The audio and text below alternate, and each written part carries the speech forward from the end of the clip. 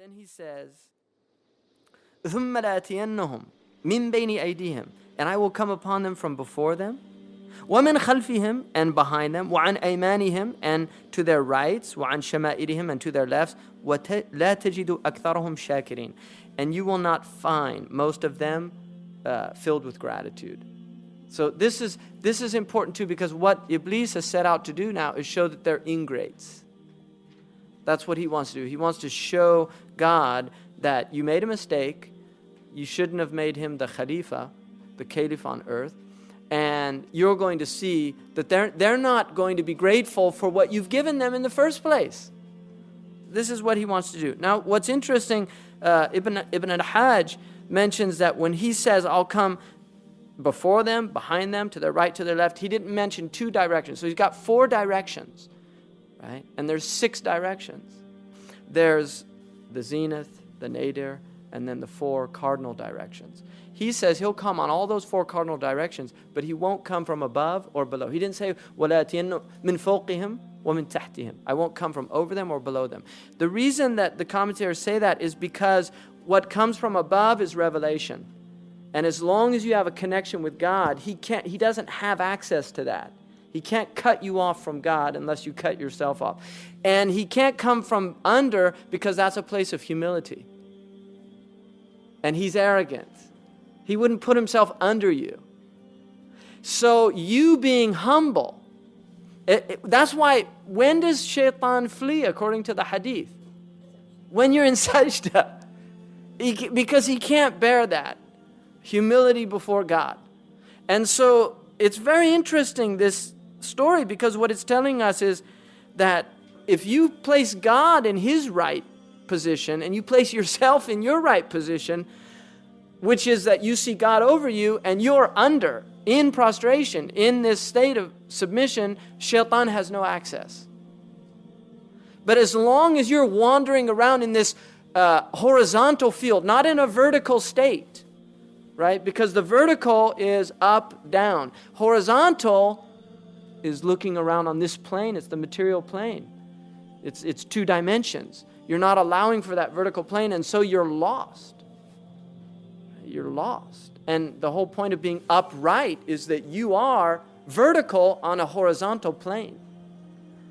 If you go horizontal, right, lie down on the job, then he gets in there. That's why it's very easy for him, especially sleep is a really easy time. If you don't do wudu, you don't do those things. I mean, those are all hadiths about that. And then Allah again, قَالَ خُرُجْ مِنْهَا مَذْءُومًا مَدْحُورًا. He banished them again, degraded, banished. And then he says that whoever follows you, لَمَنْ تَبِعَكَ مِنْهُمْ لَأَمْلَأَنَّ جَهَنَّمَ مِنْكُمْ أَجْمَعِينَ. I'm going to fill Jahannam with them. Those people that follow you, you're their imam. And you're headed to that place, so you're going to take them with you. So if you take him as an imam, that's where he's taking you. And then it says, after that, Ya Adam. Now he speaks to Adam, who's the Khalifa, the angels were told to bow down to him. He says, Ya Adam, O Adam, uskun anta wa zawjuka, go live, you and your wife, al-jannata, in this paradise, fakula min haythu shi'tuma, and eat from whence you will, wherever you want, وَلَا تَقْرَبَ هَذِهِ الشَّجَرَةِ, but don't go near this tree over here. فَتَكُونَ مِنَ الظَّالِمِينَ, because you will transgress by doing that. So here's all the boundaries, and here's the hudud. Those are called the hudud. This is what the beautiful hadith in which the Prophet ﷺ says, Al-halal, inna al-halala bayyinun wa al-harama bayyinun wa baynahuma umurun mushtabihat. That halal is clear, haram is clear. What's permitted, what's prohibited, it's all clear. And between them are these gray matters. So he's basically told everything here is for you except this one thing. Don't go there. And he tells him, if you go there, you'll be from the wrongdoers, the zalama. تَظْلِمُ نَفْسَكَ وَتَظْلِمُ حَقَّ اللَّهِ. You not only wrong yourselves, but you wrong the right of Allah. You don't harm Allah. You can't do anything to Allah. But you can transgress a haqq, what is due to Allah. And what is due is that Allah is obeyed if He tells you to do something. Now, at this point it says, فَوَسْوَسَ لَهُمَ الشَّيْطَانِ. So Shaytaan came and he waswasa. Now, if you know, this is a type of word that actually sounds like the action.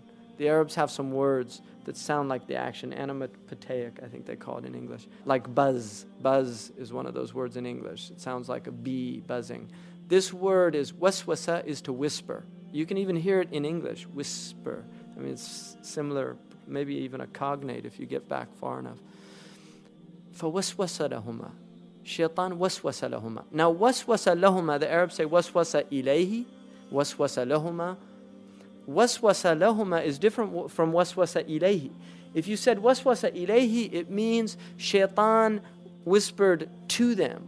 But when you say waswasa lahuma, it's that he did it because of something.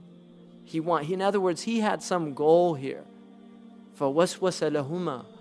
He whispered to them for a reason. And the amazing thing about whispering is whenever somebody lowers their voice to a whisper, it's always a very interesting moment.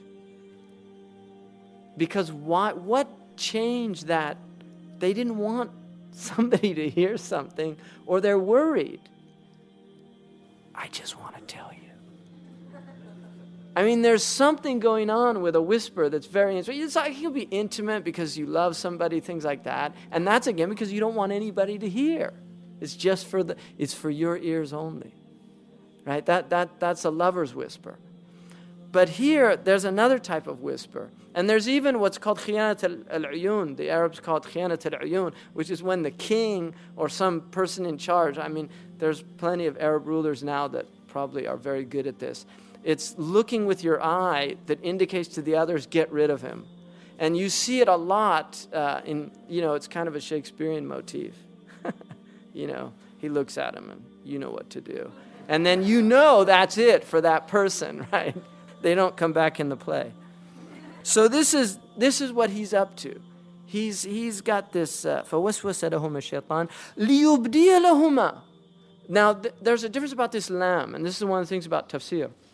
Some people say that lam is lam al-ta'qib, or lam al-aqiba, or the lam of sayrura, the Arabs call it, which is a lam that's used, like if you look, how does he translate it here in the English? He says, then Satan whispered to them that he might manifest unto them that which was hidden. In other words, he did it for that reason. That is not the opinion of some of the mufassirun. They say the lam is actually like the lam in the Quran about al-Fir'aun. It says, فَالْتَقَطَهُ آلُ فِرْعَوْنَ. آلُ فِرْعَوْنَ, when they took Musa, لِيَتَّخِذَهُ لِيَكُونَ لَهُمْ عَدُوًا وَحُزْنًا. That they took Musa, and then it says, لِيَكُونَ لَهُمْ.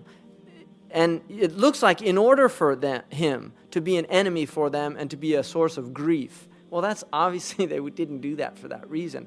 So the lam there is, but that's what happens because of doing that. So this lam here could either mean that he did it in order to do that, or it means that was the result of him doing it. فَوَسْوَسَ لَهُمْ لِيُبْدِيَهُمْ.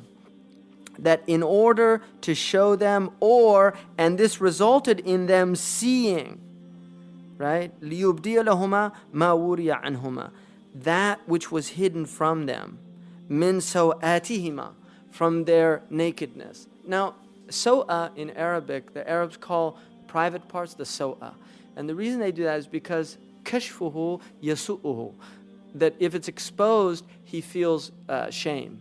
Now, what's interesting is that there's a belief amongst most of the scholars that the sawa, this desire to cover the nakedness, is fitra, which is why the vast majority of Aboriginal people cover their private parts.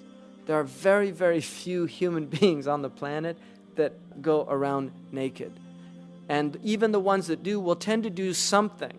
I mean, even if you look at these Aboriginal peoples in South America, they tend to cover, or they strap, or they do something because it's part of the fitra of doing this. And it always fascinated me, these books in evolution where they'll show the monkey, and then at a certain point he's wearing a garment, and you just wonder why he did that.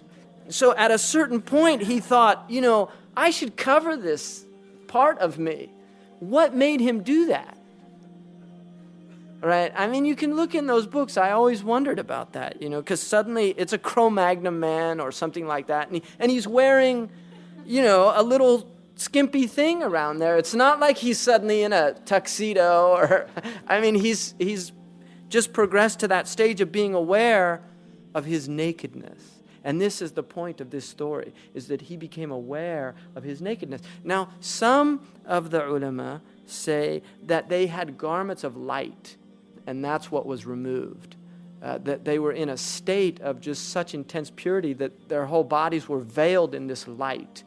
And you can have a situation where you actually that happens. You can see somebody in a type of, they call it a hala. The Arabs call it a hala. In English, they call it a halo. You often see like Byzantine, these icons of these Byzantine people. I mean, where do they get that concept from if there wasn't some experience of that somehow, this idea of this body of light that can actually surround somebody? I mean, I was telling one of my boys, we were leaving one day, and we did a dua in the car, and I said, that dua is for protection. And he said, how does it protect you? And I said, well, if you do it, you're recognizing that you're in need of God's protection. And just that recognition alone, God will put this protection around you for that reason.